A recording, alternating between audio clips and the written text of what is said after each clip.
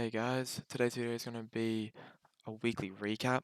So there's going to be no face cam unfortunately, but it'll be a weekly recap on the 3 trades that I've taken. So I'm just going to get straight into it. The first trade I took was on a Thursday night. It was a London session on NQ, and it was on on NQ. Um, it was a good trade. It was A plus. It was a 2.5 risk to reward, and that's really all apart from confluences. So Confluence, I've learned this new strat, and it's my strategy. It's a top-down equilibrium. It's a top-down EQ analysis. That's pretty much the strategy. It's very good.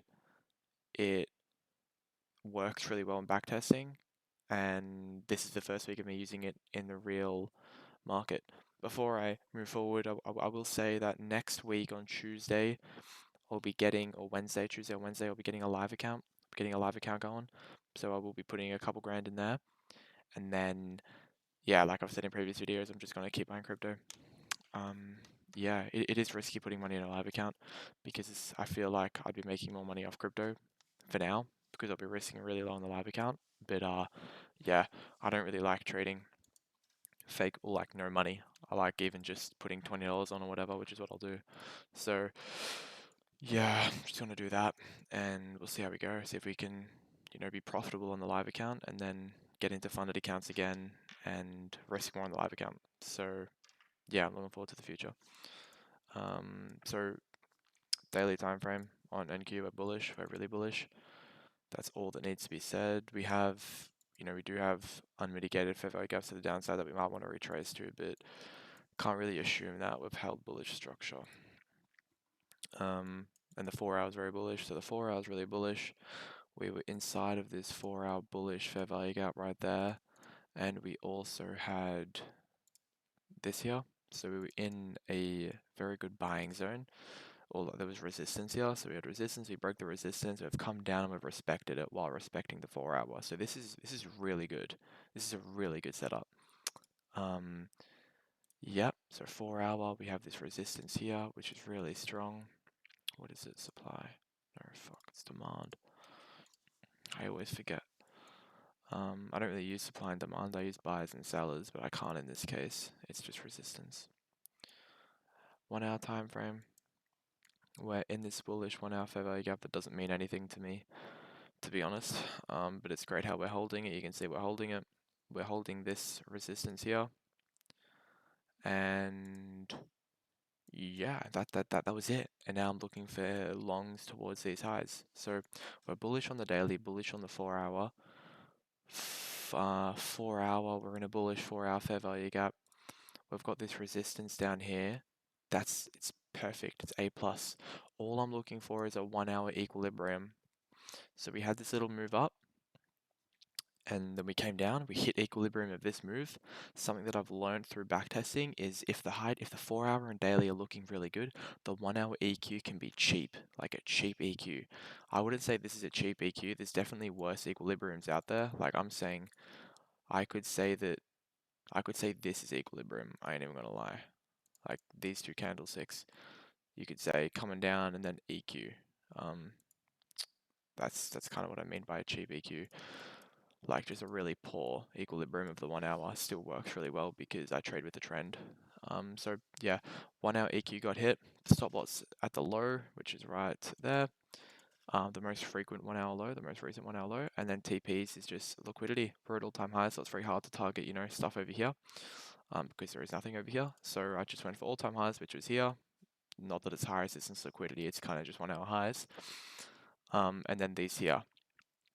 TP1 was here. I took like fake money. I would have taken 75% of the position off.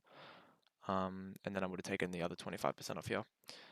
The reason I took majority off here is because like I was confident that these highs would get hit, seeing that that was today's highs, and that's a good draw. Because there's every chance we just come up here and then just keep going down. But yeah, it worked. It worked out well. Better than the whole 50% here, 50% here, because yeah, it was because they're so close to each other as well. Like it doesn't really affect the RR taking more. So that's why I took more here. Fake money though. So yeah, TP1 got hit, TP2 got hit, full TP hit, bang, right at the position. Then we dumped at 3 in the morning. I don't know why. This is now like still Thursday night, so we're still um this isn't like Friday going into the weekend. Still got another day. So yeah, that happened. Which is a great trade. It was an awesome trade. We have I'd say we have sellers up here as well, looking at the analysis. Um, yeah, yeah, that's it. So another thing I want to look at is really quick before I go on to the next trade. I was going to take this long yesterday, but I didn't. So I was going to take that. Unfortunately, I didn't because the Dow looked better. So this was NQ, and we had this unmitigated 4-hour down here, so you can see it right there. And I thought price would want to come down for that. That's the reason I didn't go long here. So if you haven't noticed already, I'm really strict on my trades. All my trades have to be A+. Going into this one, this is not A+, but it's okay, I've realized. And I'm still learning this trap. I'm still getting used to it. So bullish daily for value gap, and then 1 hour buy zone. Okay. So we are, where are we? Yes, that's where we are. So we tapped this daily for value gap, we respected it with this candle closure. So that's awesome. Daily's really bullish, that's great. We just filled this gap. I'm expecting links to the upside. Really good trade. The daily's looking really good. 4-hour time frame. Now, I understand that we have a lot of draws and liquidity to the upside. You have liquidity. This was TP1, TP2, and this was TP3. So this was all really good draws and liquidity. But something that I've been kind of backtesting, kind of realized is, yes, we're just making a lot of liquidity to the upside. Yes, we're really bullish. Yes, we're going to want to take this out. I need to wait until price actually shows bullish structure. Now I can enter. High, high, high, low. Now I can enter. So now I can do like 1 hour EQ.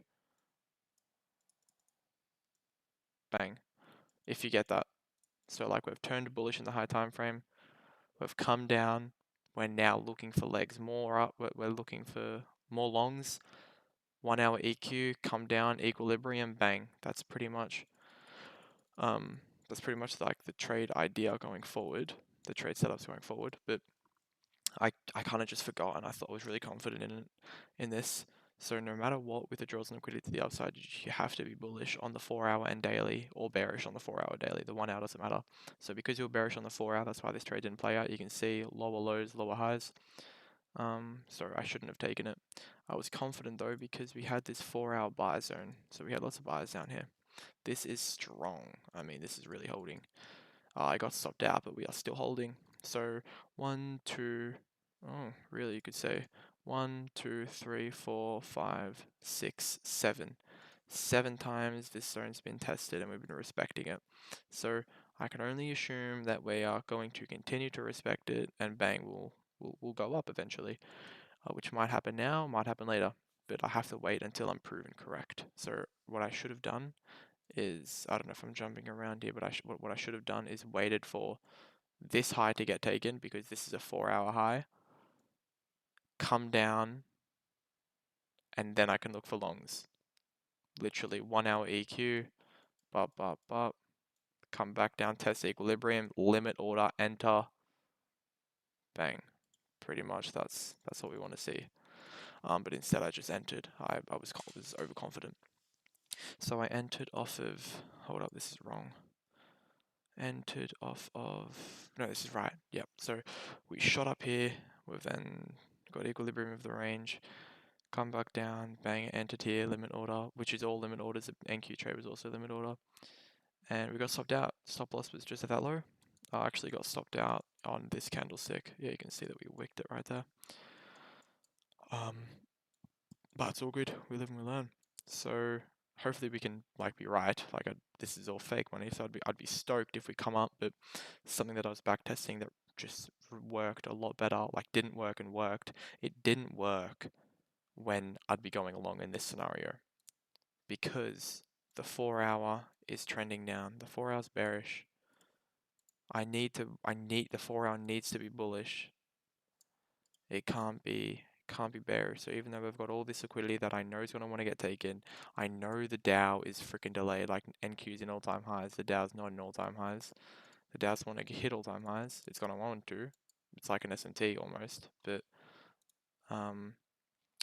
yeah, we just have to be patient. So that was the trade. It was a yeah, the trade wasn't the best. It shouldn't have been taken, but other than that, it was very good. You can see what did I learn. No matter how good the draw on liquidity is, always trade with the trend. So because that 4 hour was still bearish, trade shouldn't have been taken. This is a we'll say a 1 to 3 RR because I would have taken TPs. And this is yeah, would have been a great trade if it won, but all good. And then I got one more trade.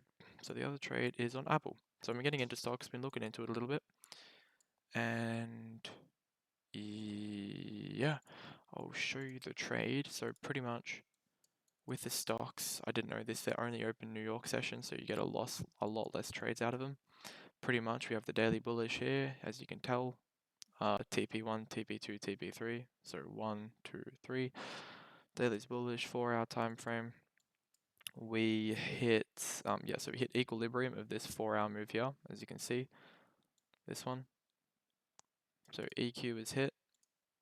Let's get rid of that because that looks a bit annoying there. EQ is hit. We also had an N-Dog, which obviously there are a lot more N-Dogs on stocks because I said only New York sessions open. No, they're literally everywhere. So yep, so equilibrium paired with an N-Dog is really awesome for the stocks. Stop loss, usually stop loss goes to the low, but I mean, use your brain. This is just too big of a stop loss. That's why I chucked it right here, that low, this one here. For the better RR, I'm not going to go for a 1 to 2 and be swing trading it because I knew this trade would take a bit of time to play out. But I'm happy to go for a 1 to 3 nearly, and yeah, I think this is the way to go. But that's it. So yeah, 4-hour for Vega, 4-hour N-Dog, equilibrium. We're really bullish. 1-hour time frame. We don't have anything. It's pretty much a 4-hour daily time frame trade. So yeah, that's it. And I'm still getting the hang of stocks a little bit, still getting used to it. So I'm still learning it. This is why I really wanted to just start trading, like stocks included, because I need data on it, IRL data, real life data. But that's it for me on the week. So we had 1 win, 1 loss, and then we're still in this trade, and we are up, which doesn't matter. We're up 0.7 R. Another thing I'll say, we made 2.5 R on the NQ win. We lost 1 R on the Dow, so we're up 1.5 R on the week, which is fine. But yeah, that's it. So I'm gonna start doing these weekly recaps, kind of. I didn't go over any trades individually over the week, but maybe I should next week. And that's it. Crypto's looking alright. Still gonna be buying more.